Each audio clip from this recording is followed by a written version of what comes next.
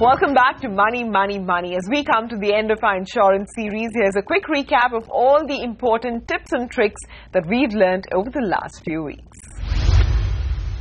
Key objective of insurance, or especially life insurance, is to protect the future income in case of untimely death of the breadwinner. So usually people retire at the age of 60, 65. So one should not buy an insurance cover beyond that age. Means insurance cover should also end at the age of 60, 65. In case of endowment plan, the term is hardly 20-25 years. So in that case, if a 25-year-old person buys the endowment plan, the term will be over by 50 years of age. So what in that case? How he'll buy another policy, whether endowment or whether term insurance? So it is better to buy term insurance actually, because the longer term is available in case of term insurance policy. And in term insurance policy, you pay very small premium. Say for 1 crore rupee, you pay 10,000 rupees. But if you want to buy 1 crore rupees endowment plan, one thing, you won't be able to afford it. Because simply for 1 lakh, premium comes around 10,000 rupees. For only those members of family whose death is a financial loss require life insurance. So if it's an earning man, he requires life insurance. If it's a wife who's earning, she requires life insurance. If children are earning and contributing towards running of the family, they require life insurance. But for example, if it's a housewife, her death will be a big emotional blow to the family, but there is no financial loss. So rather not have life insurance for her. If you have made a list of your financial goals, then just make a total of all those. This is the amount of money they'll require, plus some kitty for routine expenses. That's the financial loss that's needed. And from that, deduct whatever existing investments and insurance you have, which will give you a final number, and that's the insurance that's needed. In fact, more the wealth, less the insurance needed. You have a sum insured of 5 lakhs. You're entitled to stay in a room which is 1% of the sum insured. So up till 5,000 rupees worth of a room, if you get admitted, your claim is payable, otherwise if it's admissible. In case you stay in a room, for calculation purposes, if you get admitted in a room which is 10,000 rupees per night, what happens is all the other expenses which are proportionate to the room category, like OT charges, are basically linked to the category of room that you're admitted in. So you will be paid the OT charges only equivalent to that much, which was linked to the 5,000 rupees worth of a room. People generally think I need travel insurance just before I board the flight. It's actually not so.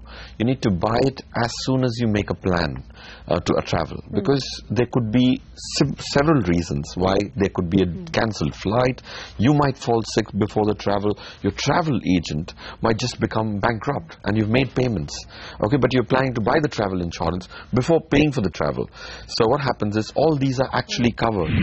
Also, trying to take a cover for a longer period than your travel is also important, because there could be situations where you miss a flight and your visas are expiring the day when you actually missed your flight.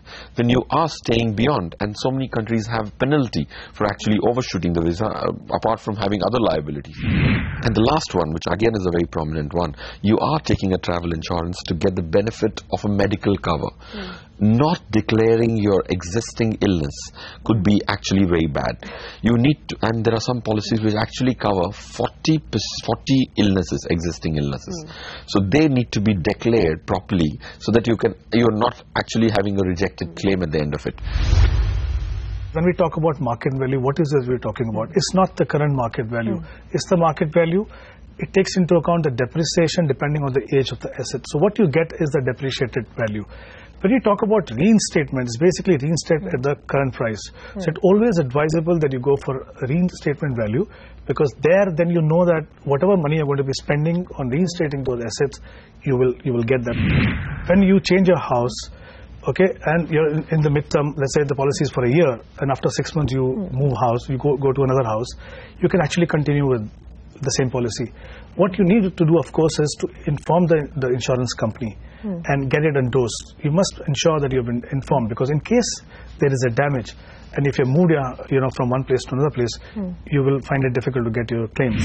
As far as covering goods while moving goods from one place to another place, yes, there is a marine cargo policy which you can buy. You can buy either a basic cover, which basically will cover you from the fire kind of insurance, okay, or the other one is all risk cover, which is generally done at an agreed value of the things which are moving from one place to another place.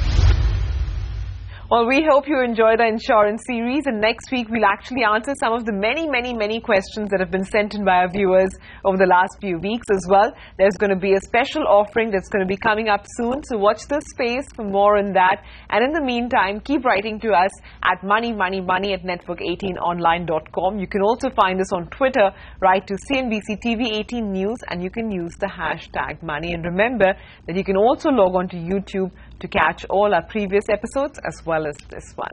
Thanks for watching. We'll see you again next week.